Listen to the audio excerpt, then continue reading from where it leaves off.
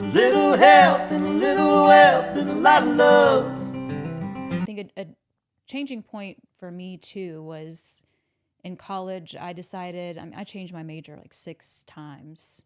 I went in knowing that I was probably going to do pre-med, but the way that pre-med works for a lot of different colleges is that you can choose whatever major you want as long as you stay on that pre-med or pre-health track where you do all the prerequisites. And so it's easier if you choose something probably like biology or chemistry because you have to get those classes in. Right. I think I started as a history major because I Jeez. was like, I love history. Do you? I do. I love history. I always have. I've known you for 6 years, and this is news to me. Zoom in, Joe, and Josh.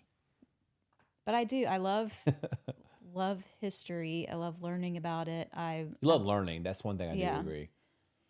And knowing where we've come from. But it did not match up with the pre-health at all. So it was taking a lot of extra courses. And so I had changed and pivoted multiple times to make it a little bit easier to stay on that pre-health course. But I had an advisor that said, well, it's not a very characteristic major for people who are going into medicine, but food science and human nutrition is one that might be a little bit more interesting for you, not as dull as taking being a biology major or a chemistry major. And so I decided to do that, and it was life-changing. I remember my nutrition professor at the university. What a good guidance counselor. I'm sorry to interrupt you, but what a good guidance counselor. I did not get that advice. What was his name? Let's shout him out. Honestly, this is going to be terrible. I don't remember. It's been so long. Emily does not have the best memory. If you watch our last episode, I was quizzing her. She does not have the best memory. She has, I swear. I've got too much stuff up here. I was telling her, we all have this brain capacity, and Emily has stuffed it all with medicine. There's this little bit that doesn't have medicine. Just a little bit. But I remember it was her. She. I remember what she looks like. I didn't say he. I remember her desk and the things that were on her desk. I just don't remember her name.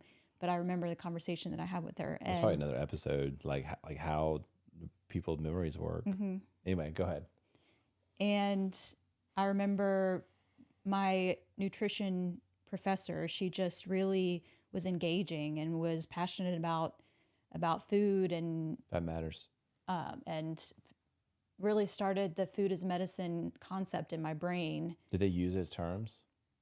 Maybe not in those terms, but I do remember we had to do a whole diet analysis where there was a software that we used, and we had to write down everything that we ate and input it into this software, and it would tell us, and it wasn't like a calorie counting type thing, it would tell us more of the micronutrients and what we weren't getting enough of, and how good our choices were from a whole foods, from a healthy standpoint.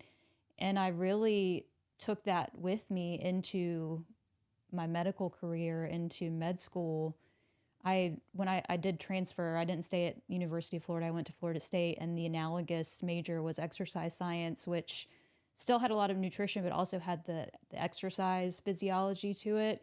And I just found it fascinating. And I think that really helped me in my medical training too, because we really, for those of you who don't know, and I think it's becoming more of an issue now, in med school, there's not a lot of nutrition and exercise training. That's just so weird to me. With a little health and a little wealth and a lot of love, that's the life that we live.